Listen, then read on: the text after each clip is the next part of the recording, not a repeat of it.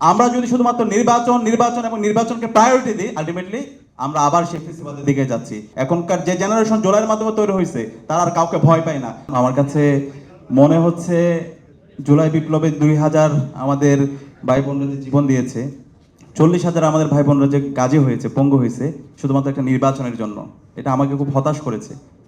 এই অন্তর্বর্তীকালীন সরকার রক্তের উপর এসেছে। আজকে যে আমরা আজাদি পেয়েছি শহীদদের রক্তের উপরে, সেখানে তিনটা বিষয় ছিল। একটা হলো আমাদের গণহত্যার বিচার করা, এই ফ্যাসিবাদী রাষ্ট্র কাঠামোকে ভেঙে চুরমার করে দেওয়া, নতুন রাজনীতি সংস্কৃতি বিনির্মাণ করা এবং একটা ফ্রি ফেয়ার ক্রেডিবল ইলেকশনের ব্যবস্থা করা।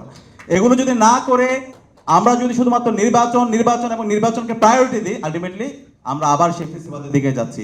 নির্বাচন অবশ্যই দরকার, নির্বাচন নির্ধারিত সময়ে হবে এবং ঐক্যমত্য কমিশনের রিপোর্ট এসেছে, সেটা যদি আমরা সেটেল না করে সেই নির্বাচনের দিকে যাই তাহলে আমরা আবার প্রতারিত হব। আমরা বিগত সময়ে অনেক বেশি প্রতারিত হয়েছি, আমাদের ট্রাস্ট ডেফিসিট তৈরি হয়েছে রাজনীতিবিদদের প্রতি। সে আস্থার সংকটগুলো যদি আমরা এখন অ্যাড্রেস না করে সে আবার যদি নির্বাচনে যাই, আলটিমেটলি এই দেশের মানুষের মুক্তি আসবে না। আমরা দেখতে পেয়েছি, এটা আমাদেরকে অবাক করেছে এবং কষ্ট দিয়েছে। ঐক্যমত্য কমিশনের যে সুপারিশ এসেছে, এমন এমন জায়গায় নোট অফ ডিসেন্ট এসেছে যেগুলো ছাত্র সমাজকে হতাশ করেছে।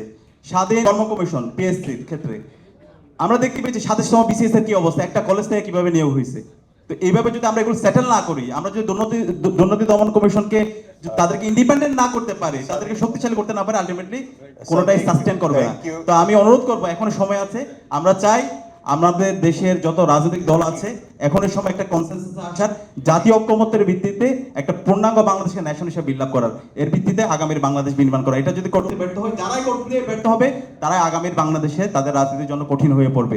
এখনকার যে জেনারেশন জুলাইয়ের মাধ্যমে তৈরি হয়েছে তারা আর কাউকে ভয় পায় না। কেউ যদি ফেসিস্ট হইতে চায়, কেউ যদি ফেসিবাদের উপাদানগুলো রেখে দিতে চায়, সেগুলোকে সমর উৎপাদন করতে অসহযোগিতা করে, তাহলে পরিণতিটা এটা সবার জন্য খারাপ হবে। আমি অনুরোধ করবো এই জায়গায় সবাই আমরা সহযোগিতা করবো। আমরা সবার কল্যাণ কামনা করছি।